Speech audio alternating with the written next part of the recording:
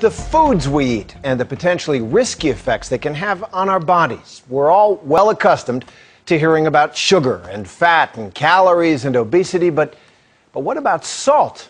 A recent study found that most Americans consume 2 to 3 times the healthy level of sodium, a daily intake that can have devastating long-term consequences. So, why so much salt? And what can we do about it? Jeremy Hubbard has our report. Right in front of our eyes, Frank Sachs, this mild-mannered Harvard professor, just killed 10,000 people. So now we're going to go up. So that's 20,000 deaths, and that's 100,000 deaths. His casualty count rises with every flick of that measuring spoon. 150,000 deaths to get it up to 11 grams per day. Salt is the deadly weapon here. This heaping mound, 11 grams, is what most American men swallow every day, and it is killing 150,000 of us each year. Salt has a terrible effect on our heart health. I mean, it damages the arteries, makes them stiffer, it raises our blood pressure, causes heart attacks and strokes. It's no surprise that 2 out of every 3 American salt users shake the best. Morton salt.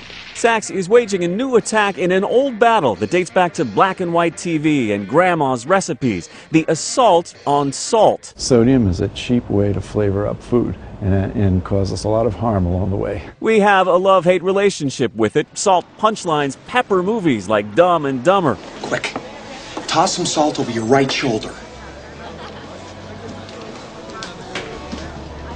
What the hell? These guys, the Yin Yang Twins, even rapped about it.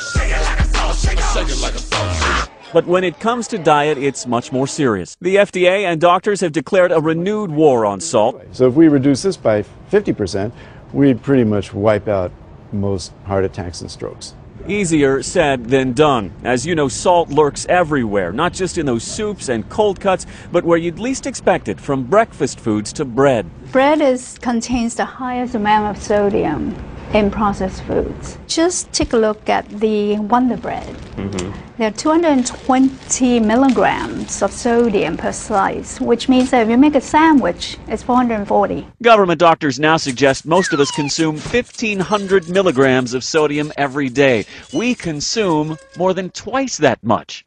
If you follow the new rules, this TV dinner is more than a day's worth. That box of Lunchables, a favorite with kids, has almost half the daily sodium recommended for an adult. And then there's eating out. Last year, the Center for Science and the Public Interest lambasted Red Lobster for its Admiral's Feast, with nearly 3 days' worth of sodium. Olive Garden's tour of Italy has well over 2 days' worth. The parent company for both restaurant chains says it is looking at salt reduction as part of a broader effort to provide healthier fare. Do you think we'll get to a point where there's legislation, there are laws that mandate that restaurants and food companies actually reduce the amount of sodium they're putting in food? I think we need to have inducements to get the food industry overall to reduce the salt. One company might be hesitant to do that because a competitor is not. So I think we need to level the playing field and really push them to do so.